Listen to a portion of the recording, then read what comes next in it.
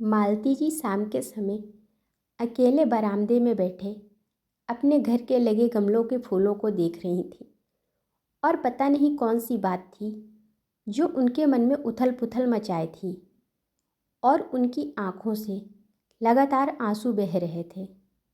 तभी उनके पति ने आवाज़ दी, अरे आज चाय मिलेगी भी कि नहीं। जैसे ही मालती जी ने दीपक जी की आवाज़ सुनी, वह तुरंत अपनी साड़ी के आंचल से अपने आँखों को पोंछते हुए किचन की तरफ जाने लगी और कहने लगी, हाँ बस 10 मिनट में चाय बनाकर लाती हूँ। मालती जी चाय बनाकर लाती हैं और दोनों पति पत्नी टीवी देखते हुए चाय पीने लगते हैं। तभी डोरबेल बजती है और मालती जी दरवाज़ा खोलने जाती हैं। जैसे ही दरवाज़ा खोला तो सामने बेटे और बहू खड़े थे। मालती जी उनको देखकर थोड़ा आश्चर्यचकित हुई। बेटे और बहू जैसे ही पैर छूने के लिए झुके, मालती जी पीछे हट गईं।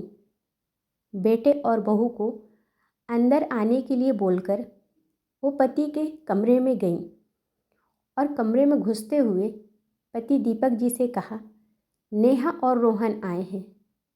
दीपक जी ने अखबार चेहरे से हटाकर पत्नी की तरफ देखा, थोड़ा गुस्से से पूछा, वो लोग क्यों आए हैं, उनका क्या है यहाँ। फिर थोड़ी तल्खी से बोले, आता हूँ बाहर। क्यों गुस्सा हो रहे हैं आप, जाने दें, आपके बेटा बहू। और अभी आगे पति से कुछ कहती कि दीपक जी ने टोक दिया, बस करो मालती, कितना सब्र करोगी, कभी तो जुबान से कुछ कह दिया करो, किस मिट्टी की बनी हूँ। दीपक जी बाहर आए तो ड्राइंग रूम में रोहन और नेहा, जो उनके बेटे और बहू हैं, बैठे हुए थे। पिता को देखते ही दोनों उठे और पांव छूने के लिए झुके। ठीक है बैठो, कहते हुए दीपक जी एक सोफे पर बैठ गए। मालती जी किचन की तरफ चल दी। जब तक मालती जी चाय और कुछ खाने पीने को लेकर नहीं आ गई, तब तक कमरे में गहन चुप्पी छाई रही।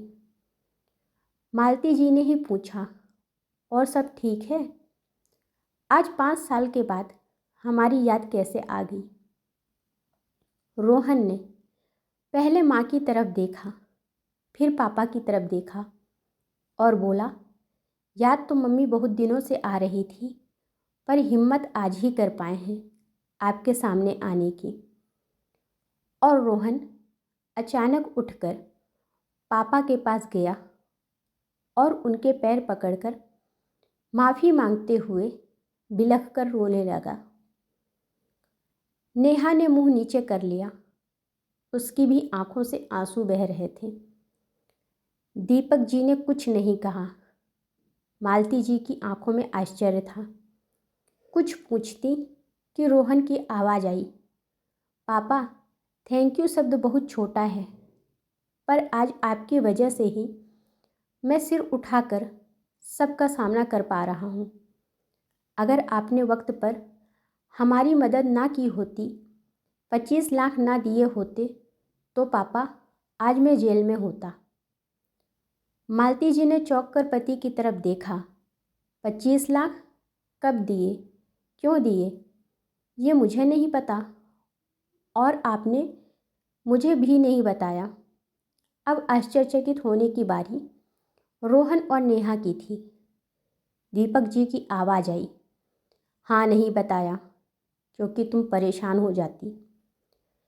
जब मैं तुम्हें यह बताता कि हमारे इस साहबजादे ने लाखों रुपए लोन लिया था एक फाइनेंस कंपनी से, जिसे ये चुका नहीं पाया और कंपनी ने इस पर केस कर दिया था, तो मैंने वो चुका दिए। बस। नहीं पापा, बस नहीं, आपको नहीं पता आपने हमारे लिए क्या किया है। जब सब ने हमारी मदद करने से मना कर दिया, तब आपने ही बिना कुछ जताए हमें इस मुसीबत से बाहर निकाला। मैं और नेहा आज उसी दिन के लिए आपके पास आए हैं। हम दोनों ने आपके साथ जो किया उसके बाद भी आपने हमारी सहायता की, यही हमारा सर झुकाने के लिए काफ़ी है। हम माफ़ी मांगने आए हैं। आप दोनों प्लीज़ हमें माफ़ कर दें। जो हुआ उसे भूल जाएं। आगे से ऐसी गलती फिर नहीं होगी। हम फिर इकट्ठे रहेंगे। आपको शिकायत का कोई मौका नहीं मिलेगा। दीपक जी ने हाथ उठाकर रोहन को इशारा किया। नहीं, माफ़ तो मैं तुम्हें मरते दम तक नहीं करूँगा। तुमने मुझे कुछ कहा होता तो शायद मैं सह भी लेता, पर तुमने और तुम्हारी बीवी ने अपनी इस माँ पर 5 लाख रुपए और सोने का हार की चोरी का इल्ज़ाम ही लगा दिया। तुम भूल गए थे तुम्हारी इसी माँ ने तुम्हारी बुआ की शादी के लिए अपना सारा सोना तुम्हारे दादा दादी के हाथ में रख दिया था कि घर की इज्जत का सवाल है, सोना तो ज़िंदगी में कभी भी बन जाएगा, पर आपकी पगड़ी मैं उछलने नहीं दूंगी। खुद नौकरी करते हुए भी कभी पैसों का मोह नहीं किया। तुम्हारी पढ़ाई लिखाई, तुम्हारे कैरियर को बनाने के लिए उसने क्या क्या नहीं किया, मुझसे पूछो। और तुमने अपनी माँ को ही चोर बना दिया। तुम्हारी बीवी ने तुम्हारी माँ की अलमारी की तलाशी तक ले ली और तुम उसका साथ भी दे रहे थे तलाशी में। तुमसे एक बार भी विरोध में कुछ कहा नहीं गया। इसका अर्थ तो ये था ना कि तुम्हें भी लगता था कि तुम्हारी माँ ऐसा कर सकती है। और बाद में वो हार इसी नेहा की अलमारी के नीचे से मिला और 5 लाख रुपए तो यह अपने भाई की शादी में खर्च कर आई थी और सारा इल्ज़ाम मेरी बीवी के सिर पर मढ़ दिया था और बड़ी बेशर्मी के साथ कह दिया, सॉरी, कभी कभी ऐसा हो जाता है। तो बरखुरदार ओ माँ थी तुम्हारी, तुमने ऐसा सोचा भी कैसे? तुमने तो वही किया जो तुम्हारी पत्नी ने करवाया। तुम्हारी पत्नी तो किसी और के पेट की थी, लेकिन तुम तो हमारे अपने थे ना। माँ को रुस्वा करने में तुमने कोई कसर नहीं छोड़ी। ये बात तो मैं ऊपर जाने पर भी नहीं भूलूंगा। और माफ़ी तो बहुत दूर की बात है। मैं तो तुम दोनों की शक्ल भी नहीं देखना चाहता। साथ रहना तो भूल ही जाओ। आज मुझे मेरा ईश्वर भी आकर कहेगा ना कि इन्हें माफ़ कर दो, तो मैं उसे भी मना कर दूंगा। इस देवी का अपमान मेरे स्वाभिमान पर एक चोट है। मैंने तुम्हारी वह मदद भी इसलिए की थी कि अगर तुम्हारे जेल जाने की खबर इसे मिलती तो ये उसी दिन ऊपर चली जाती, और मैं इसे खोना नहीं चाहता। वो सब मैंने तुम्हारे लिए नहीं, अपने लिए किया है। हाँ, अगर तुम्हारी माँ तुमसे मिलना जुलना चाहती है, तुमसे रिश्ता रखना चाहती है, तो ना मैंने पहले कभी मना किया था, ना अब करूँगा। फैसला उसका है, कोई दबाव नहीं है। पर मुझसे तो तुम दोबारा जुड़ने की उम्मीद भी मत रखना। कहते हुए दीपक जी उठकर घर से बाहर ही निकल गए।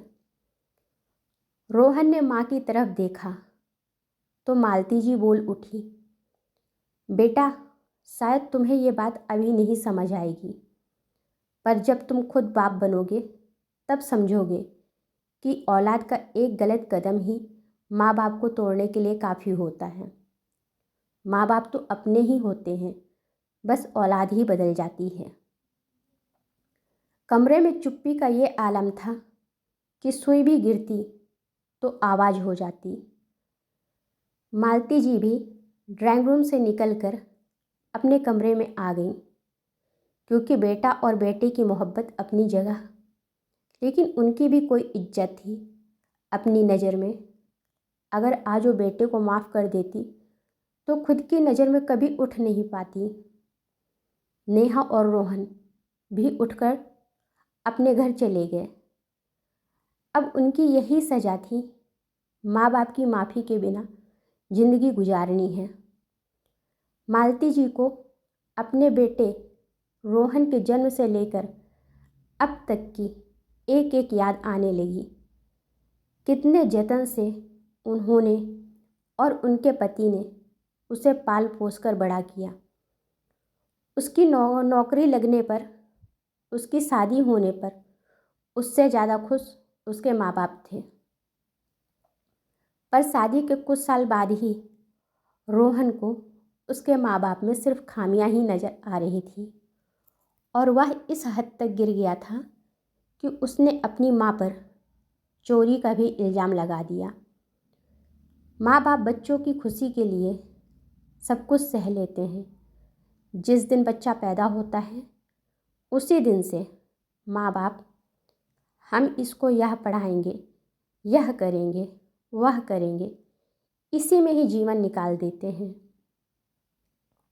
और बच्चे उनको चोर तक बना देते हैं। पर बच्चों को भी सोचना चाहिए कि उनका भी आत्मसम्मान है, उनको भी दुख होता है। मालती जी बरामदे में बैठी अपने बेटे और बहू के बारे में ही सोच रही थी। वह हर रोज़ अपने बेटे और बहू को याद करती हैं, उनको माफ़ करने का सोचती थी, पर जैसे ही उन्हें अपने ऊपर लगे हुए चोरी का इल्ज़ाम याद आता है, उनका आत्मसम्मान जाग जाता है और उनकी आत्मा अपने बच्चे को माफ़ करने के लिए मना कर देती है। माँ बाप से अलग रहने के लिए उन पर किसी तरह का इल्ज़ाम तो मत लगाओ। नहीं साथ रहना है तो सीधे सीधे कह दो, कम से कम उनके आत्मसम्मान को ठेस तो नहीं पहुँचेगी। हम बच्चों को अपने माँ बाप को कुछ कहते हुए सोचना चाहिए। जो माँ मौत से लड़कर आपको दुनिया में लाती है ना, वह आपके बारे में सपने में भी बुरा नहीं सोच सकती। और पिता वह इंसान है, जब कोई आपका साथ नहीं देता तब वह अकेले आपके साथ खड़ा होता है अपनी आखिरी सांस तक। मैं तो यही कहूँगी कि माँ बाप वह हस्ती हैं जिनकी जान उनके बच्चों में बसती है। बच्चों के छोड़ जाने के बाद माँ बाप जिंदगी जीते नहीं हैं, काटते हैं।